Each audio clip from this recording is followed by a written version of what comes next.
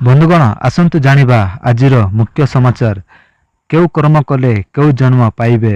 ବନ୍ଧୁଗଣ, ଗରୁଡ଼ ପୁରାଣରେ ମଣିଷର କର୍ମକୁ ନେଇ ତାକୁ ମିଳୁଥିବା ଦଣ୍ଡ ବିଷୟରେ କୁହାଯାଇଛି। ଆଜି ଆମେ ଆପଣଙ୍କ ମାନଙ୍କୁ ଗରୁଡ଼ ପୁରାଣ ଅନୁସାରେ ମଣିଷ କେଉଁ କର୍ମ କରେ କେଉଁ ଜନ୍ମ ପାଇବେ ତା ବିଷୟରେ କହିବାକୁ ଯାଉଛୁ। ତାହେଲେ ବନ୍ଧୁଗଣ ଆସନ୍ତୁ ଜାଣିବା ଏହା ବିଷୟରେ। 1 ନମ୍ବର, ବନ୍ଧୁଗଣ, ଯଦି କୌଣସି ଏକ ମଣିଷ ସନ୍ନ୍ୟାସୀ ହୋଇଯାଇଛି, ହେଲେ ସନ୍ନ୍ୟାସୀ ହେବା ପରେ ସେ ପୁନଃସ୍ଥ ସ୍ତ୍ରୀ ସହ ସମ୍ପର୍କ ରଖୁଛି କିମ୍ବା ସେ ଅନ୍ୟ କାହା ସହ ଶାରୀରିକ ସମ୍ପର୍କ ରଖୁଛି, ତାହେଲେ ସେ ହଇଲି ଜନ୍ମ ନେଇଥାଏ।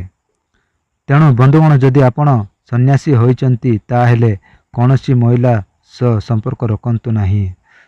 ବନ୍ଧୁଗଣ, ଯେଉଁମାନେ ଅଧିକ କଳି ଝଗଡ଼ା କରିବା ପାଇଁ ପସନ୍ଦ କରନ୍ତି ସେମାନେ ପର ଜନ୍ମରେ ବିରାଡ଼ି ଜନ୍ମ ନେଇଥାନ୍ତି।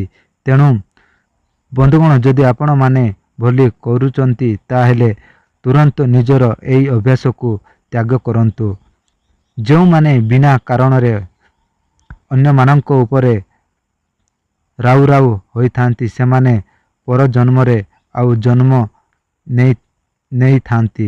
ତେଣୁ ବନ୍ଧୁଗଣ, ଯଦି ଆପଣଙ୍କ ମାନଙ୍କ ଏହି ଗୁଣ ଅଛି ତାହେଲେ ତୁରନ୍ତ ସତର୍କ ହୋଇଯାଆନ୍ତୁ। ଯେଉଁ ଲୋକମାନେ ଅଧିକ ଲୋଭୀ ସ୍ୱଭାବର ହୋଇଥାନ୍ତି ସେମାନେ ଜନ୍ମରେ ଛେଳି ହୋଇ ଜନ୍ମ ନେଇଥାନ୍ତି। ଯେଉଁମାନେ ପରନାରୀ କିମ୍ବା ପରଧନକୁ ଗ୍ରହଣ କରିଥାନ୍ତି ସେମାନେ ପରଜନ୍ମରେ କଙ୍କଡ଼ା ହୋଇ ଜନ୍ମ ହୋଇଥାନ୍ତି।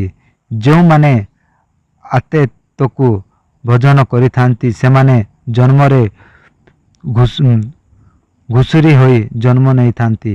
ଯେଉଁମାନେ ଅନ୍ୟ ଲୋକଙ୍କୁ ପ୍ରତି ହିଂସା ବାଦ ଓ ଘୃଣା ଆଦି ଆଚରଣ କରିଥାନ୍ତି ସେମାନେ ଜନ୍ମରେ କୁକୁର ଜନ୍ମ ନେଇଥାନ୍ତି। ଯେଉଁମାନେ ବିନାଶରେ ଅନ୍ୟକୁ ଦଣ୍ଡ ଦେଇଥାନ୍ତି ସେମାନେ ପରଜନ୍ମରେ ସାପ ହୋଇ ଜନ୍ମ ନେଇଥାନ୍ତି। ଯେଉଁମାନେ ପିତାମାତାଙ୍କ ଅଭାଷା କୁହେ ଓ ସମ୍ମାନ ଦିଏ ନାହିଁ ସେ ଜନ୍ମରେ ମୂକ ହୋଇ ଜନ୍ମ ନେଇଥାନ୍ତି। ଯେଉଁମାନେ ପରନାରୀ, ପରଝିଅ ଓ ପରବୋହୂ ଓ ପରସ୍ତ୍ରୀ ସହ ବହୁତ ଥର ସଂଭୋଗ କରେ ସେ 7 ଜନ୍ମ ପର୍ଯ୍ୟନ୍ତ ନରକ ଭୋଗ କରିଥାଏ।